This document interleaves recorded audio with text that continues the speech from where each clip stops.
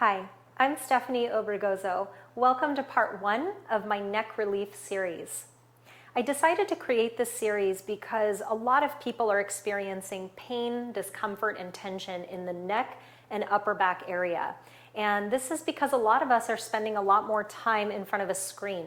So if you are a person who sits in front of a computer for a large part of your day, or maybe you spend a lot of minutes or hours hunched over, looking down into your cell phone or a tablet, then hopefully the stretches and exercises you will learn in this series will help you to find some neck relief.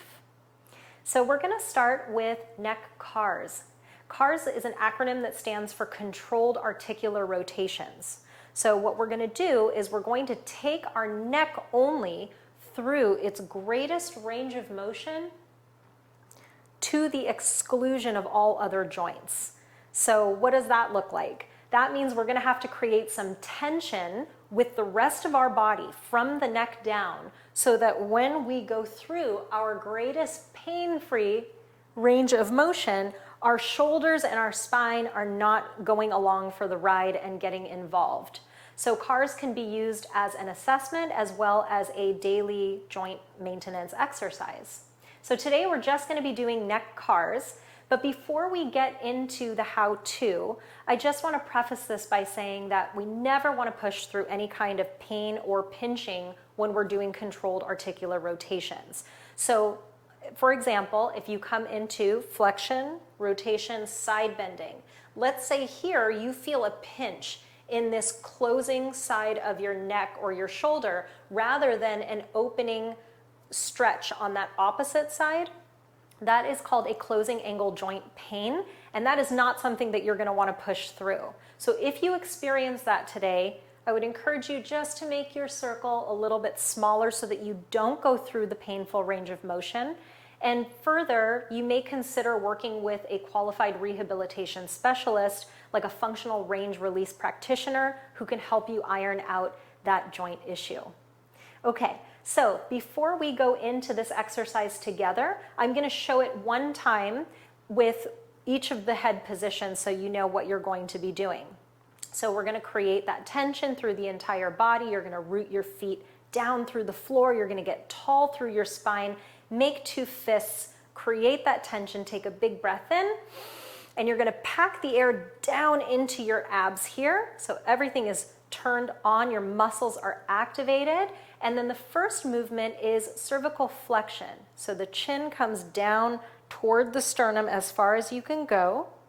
Next, you come into rotation. So you're going to look over one shoulder. Then you're going to come into side bending, ear over one shoulder. And from here, you're going to extend back and around, making the biggest circle you can with your chin on the ceiling, over to the other side, and back down through the center.